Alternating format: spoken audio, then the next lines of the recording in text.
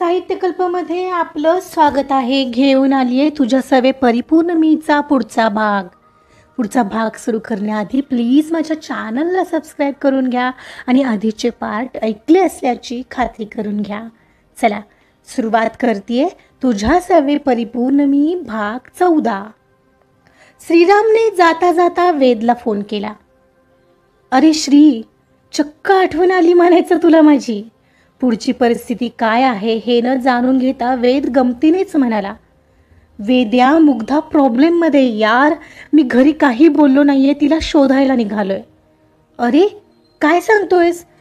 तुला कसं कळलं? काय झालंय काय नक्की श्री? आता हे सांगण्याची वेळ नाहीये. मलाही माहीत नाहीये, पण मी तिला काही नाही होऊ देऊ शकत. प्लीज पोलिसांशी तेवढं कोऑर्डिनेट कर माझ्या वतीने. तोपर्यंत मी ॲटलिस्ट तिच्या आसपास पोहोचण्याचा प्रयत्न करतोय. अरे पण तू नक्की निघाला कुठं आहेस तिला शोधायला? मला नीट सांग तरी. तिचं लोकेशन मघाशी मुंबई पुणे हायवेवर दाखवत होतं.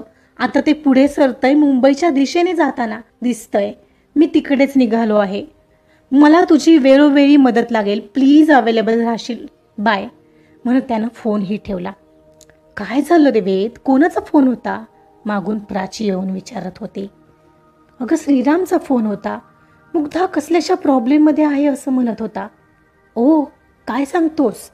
हो अगं, काही समजेना झालंय, नीट बोललाही नाहीये. बट मी जरा बाहेर जाऊन आलो. तू काळजी घे, कसलाही विचार करू नकोस. हो नीट जा वेद, आणि लवकर ये रे. हो हो मी येतो, तू काळजी करू नको. मला पोलीस स्टेशनला जावं लागेल. आलोच. म्हणत वेद त्याच्या कारची कीज घेऊन बाहेर पडला. प्राचीलाही एकदम काळजीच वाटू लागलेली. नक्की काय झालंय हे तर समजायलाही मार्ग नव्हता. श्रीरामला एक एक क्षण एक एक युगासारखा वाटत होता. मध्येच एखाद्या सिग्नलला थांबायची वेळ यायची आणि मुग्धाच्या काळजीने श्रीरामच्या हृदयाचं पाणी पाणी होऊन जायचं. त्यात रात्रीची वेळ होती. आता अंधार वाढू लागलेला तो कसा बसा ट्रॅफिकमधून वाट काढत मुंबईच्या दिशेने निघाला होता. तिच्या लोकेशनचा पाठलाग करत तो मुंबई पोर्ट ट्रस्टवर पोहोचला, जिथून शिप्स ट्रान्सपोर्ट होत असायच्या परदेशात जाण्यासाठी, जसं की दुबई, अंदमान निकोबार. तो तिथं पोहोचला तर, पण त्याच्याकडे त्याची एक बंदूक सोडली तर स्वरक्षणासाठीही आणखी काहीच नव्हतं. तिच्या फोनवर असलेल्या ॲपमधून त्याला फोन ऑफ करणाऱ्याचा फोटो मिळाला होता, पण त्यानेही तोंडाला रुमाल गुंडाळला होता. त्या ॲपचं लोकेशन जवळपास दाखवत होतं, कारण तो फोन बंद झालाय असं त्या फोन ऑफ करणाऱ्या व्यक्तीला वाटतं, पण फोन चालूच असतो. त्याने एका बाजूला कार पार्क करत पुन्हा एकदा वेदला फोन लावला. वेद्या, प्लीज हेल्प मी. मी आत्ता जस्ट मुंबई पोर्टला पोहोचलो आहे. इफ आय एम नॉट गेसिंग रॉंग, तिला किडनॅप केलंय, आणि जर तसं असेल तर ते तिला इथून कुठेतरी पाठवणार. लाईक पुन्हा दुबई. यार मी खूप घाबरलोय यार. ओके ओके श्री, तू आधी शांत हो. हे बघ, मी पहाटेपर्यंत कोणाला तरी तिथं पाठवतो. त्याच्यासोबत तुझ्या सुरक्षिततेसाठी काही वस्तू पाठवतोय. हो ते गरजेचं आहेच, पण पोलिसांनाही तसं कळवलंस का? हे बघ, मला त्यांचीही मदत लागेल.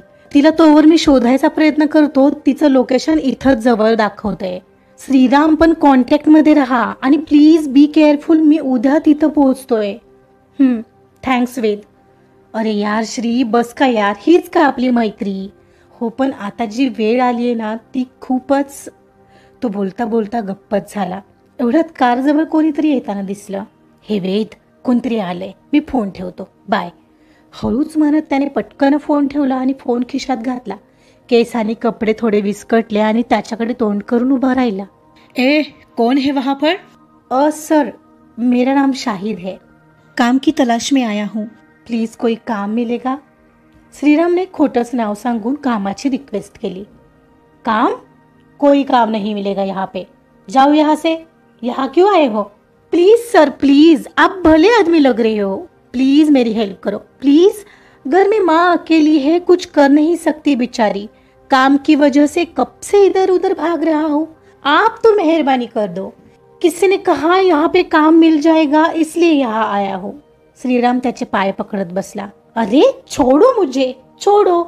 कहा ना, वैसे काम क्या कर सकते हो तुम? कुछ भी कर लूंगा, वेटर का भी कर लूंगा. सुना है यहाँ बड़ी बड़ी और पर्सनल याच होती है. आप कहीं पे भी काम लगवा दो प्लीज. ठीक है, चलो मेरे साथ. रुको, पहिले मुझे चेक करने दो म्हणत त्याने त्याच्याकडे बंदूक वगैरे तर नाही ना हे चेक केलं. त्याने त्याची बंदूक पायात लपवलेली पण त्याला काही लक्षात आली नाही. तो त्याला घेऊन निघाला. वेदला सांगायला हवं होतं पण वेळ पाहून त्याला तो मेसेज करणार होता. न जाणो हा माणूस त्यांच्यातील असेल तर त्याला मुग्धापर्यंत पोहोचणं सोपं होणार होतं. पण येणारा काळच ठरवणार होता की तो मुग्धापर्यंत पोहोचणार होता का की त्याला आणखीन वेळ लागणार होता. थोडी थोडी शुद्ध येऊ लागलेली मुग्धाला. जणू काही खूप झोपेचा अंमल तिच्यावर झाला होता. त्यातून ती बाहेर येऊ लागलेली. जसजसं तिला आजूबाजूचं भान येऊ लागलेलं तसतसं भोवताली असलेला काळा कुट्ट काळोख तिला जाणवू लागला. डोळे उघडले तरीही काहीच दिसत नव्हतं. डोकं आणि अंगही काही ठिकाणी दुखल्याची भावना होत होती. तिने हात हलवण्याचा प्रयत्न केला तसं तिच्या लक्षात आलं तिचे हात पाठीमागच्या साईडला बांधले गेले होते. पायांचीही तीच अवस्था होती. तिला हलताही येत नव्हतं. ती अशीच जमिनीवर पडून होती. तिचा फोनही तिच्या जवळ असण्याची शक्यता नाके बराबर होती. किती वेळ आपण असे आहोत याची कल्पना करणंही अवघड जात होतं. हे एखादं वाईट स्वप्न असावं असं वाटून ती डोळे उघडण्याचा प्रयत्न करत होती जे की ऑलरेडी उघडेच होते आणि आता काही वेळ गेल्यावर ते अंधाराला सरसावू लागले. ती एक अडगळीची खोली असावी. आजूबाजूला पडलेलं सामान अस्ताव्यस्त स्वरूपात कसंही पडलं होतं. आपण इथे कसे आलो याचा विचार करत तिचं मन आपोआपच भूतकाळात गेलं. ऑफिसमध्ये असताना तिला श्रीरामचा ॲक्सिडेंट झाल्याचा फोन आलेला. तशी ती गडबडीत असिस्टंटला सांगून धावतच बाहेर पडली. कारजवळ येताच घरी फोन लावून एकदा कन्फर्म करावं म्हणून तिने श्रवणला फोन लावला होता. एवढ्यात पाठीमागून कोणीतरी आलं आणि तिच्या तोंडावर क्लोरोफॉर्मचा रुमाल लावला. तिने त्याचा श्वास न घ्यायचा पुरेपूर प्रयत्न करत त्या आधीच बेशुद्ध पडल्याचं नाटक केलं. हातात पकडलेला मोबाईल जो त्यातील कोणीतरी तिच्या हातातून फोर्सफुली काढून घेतला असावा. तिनं नाटक केलेलं कारण तिला नक्की काय चाललंय हे जाणून घ्यायचं होतं. ती नक्कीच अडचणीत सापडलीये याची तिला जाणीव होती पण आता त्यांना पकडूनच ती दम सोडणार होती. तिला कारमध्ये ठेवण्यात आलं आणि त्यातील दोघे जण तिच्या आजूबाजूला बसले. तिला कुठेतरी घेऊन निघालेत एवढंच समजलेलं. कारमध्ये असताना कोणीतरी पुढे एका ठिकाणी कार थांबवून तिला इंजेक्शन देणार असल्याचं बोलले आणि आता मात्र पहिलाच भूतकाळ पुन्हा घडू पाहतोय पाहून ती थोडी घाबरली. आपल्याला सतर्क राहायला हवंच.